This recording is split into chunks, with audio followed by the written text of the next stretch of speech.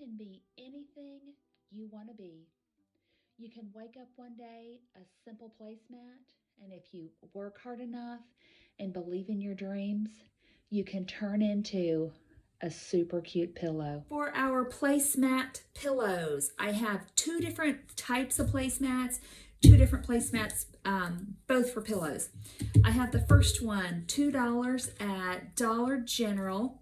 It's a tapestry. That means the design is woven into the fiber. It's a tapestry placemat that says bless this house. And then I have the red truck, also $2, also from Dollar General.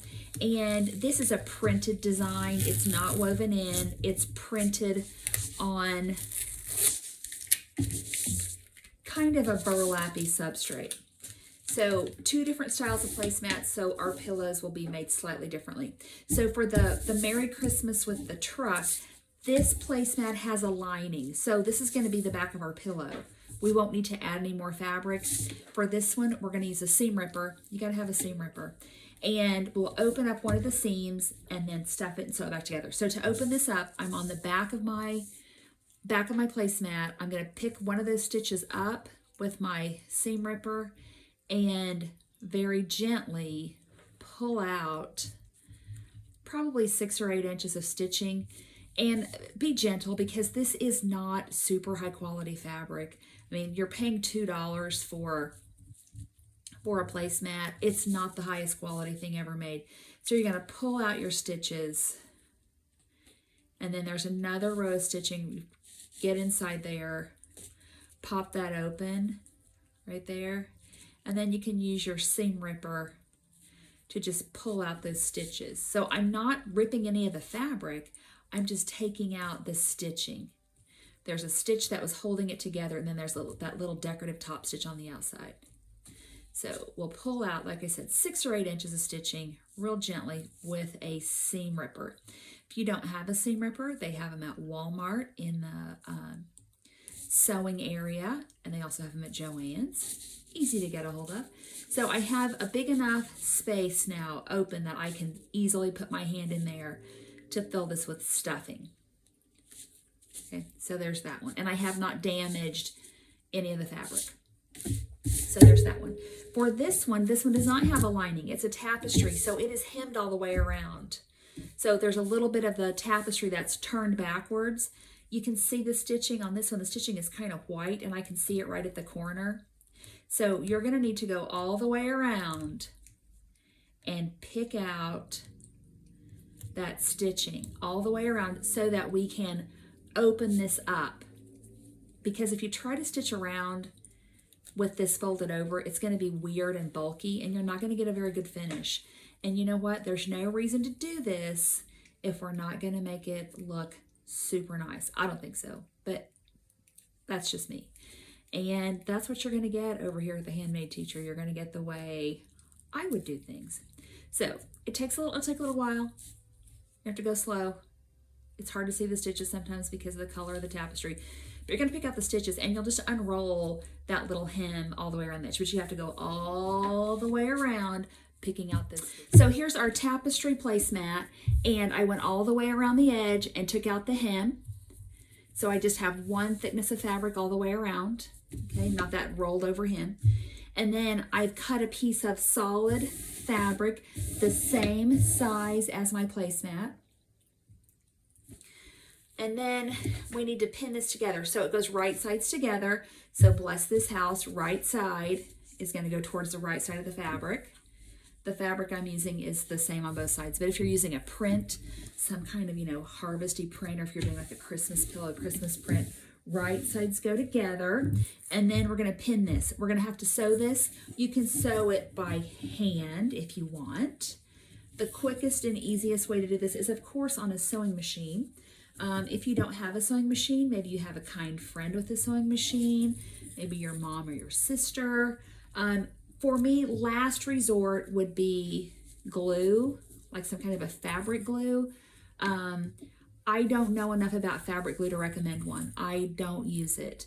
I like to make things structurally sound, and I really feel like sewing is the way to do it. So I'm pinning. And if you're hand sewing or machine sewing, you need to pin it. Gluing probably wouldn't hurt also, because you want to keep things straightened together. You don't want to get the rectangles disoriented from each other.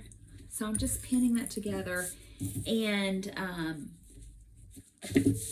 like on the lined placemat, we cut about a 6 or 8 inch opening. Same thing here. We'll just machine stitch around this and leave a 6 or 8 inch opening. So I'll start right here, stitch around, and right there, and that will be right down here will be where I stuff the pillow after I sew it and turn it. Okay, so here's our tapestry placemat, sewn right sides together with our solid fabric. You can use whatever you want. I picked this because I had it and it somewhat matches. Okay, everything's sewn. To make this turn nicely, we're going to clip the corners. So here's the corner. I'm just going to cut across the corner. This tapestry is a little bit tough to cut through. We're going to clip all 4 of the corners, and I'm just cutting. I'm not cutting the stitching. I'm just cutting across like a 45-degree angle across the corner. This will just help it turn right side out. So you get a nice pointy corner on all 4 corners of your pillow. Okay, so we got all my corners clipped, and then we're going to turn it right side out. Our other pillow, the truck pillow, we don't have to do any of this because we're choosing the lining. So turn it right side out, and then push the corners out. You might want to use the end of a paintbrush to pop the corners. I don't really recommend this, but this is living dangerously. I'm going to use the tip of my scissors, my closed scissors, to pop those corners out. So we're going to pop out all 4 of the corners. So we have a nice, crisp rectangle.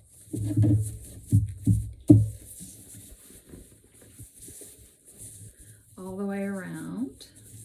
And then we're going to stuff. Okay, so we're going to use poly fiberfill stuffing, which you can get at Walmart or Joann's. Sometimes, I think Dollar Tree has tiny bags of it. But something else I've seen people do is they'll buy like the cheap $3 pillow at Walmart and just crack it open and use that for stuffing. So I've never tried that. I just buy the giant box at Walmart and keep it on hand all the time. So when you're stuffing either pillow, start by shoving the stuffing in the corners, and you're going to use way more stuffing than you think you should. You want your pillows to be nice and full. This one, the backing is kind of thin. It's a cheap placemat. So just make sure you get your stuffing like nice and smooth. So if you do happen to flip it over on the back, it looks kind of neat. So I'm just stuffing the 4 corners first, and then I will fill in the middle of both my pillows so I have nice full pillows, and we'll just keep stuffing. Okay, they are sewn, they are stuffed. We're ready to close them up. So when you are stuffing these pillows, use a lot of stuffing. Don't be stingy on the stuffing. They just won't look good unless they're nice and full. So here's our tapestry. Bless this home. We have our stuffing is just spilling out of there. We'll sew that up. We'll sew both the same way. I'm going to use the red truck pillow for my little example here, but the sewing process will be the same. So I just have a sewing needle with a length of thread. I do have this thread doubled. You can sew it with whatever you're comfortable with, and then we'll just come in here and we'll do a little whip stitch. So from one side, then we'll go over to the other, and we'll just go like across, like back and forth. All right, so I'm just going from one side right into the other, taking small stitches. You don't want a big stitch. You don't want to stitch so big that your stuffing will spill out.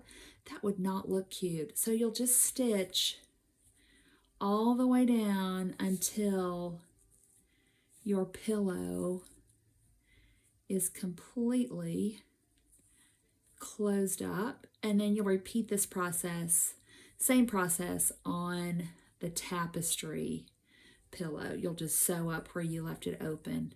Unless you're using glue, in which case you'll glue it, hot glue it, or fabric glue it, whatever glue you're using. And then if you have chosen to use glue, I would think that you would probably put the glue on there and then use a couple of clothespins like to hold it closed until the glue dries. But we'll just continue sewing that up, knot it off when we get to the end, and then your pillow will be finished.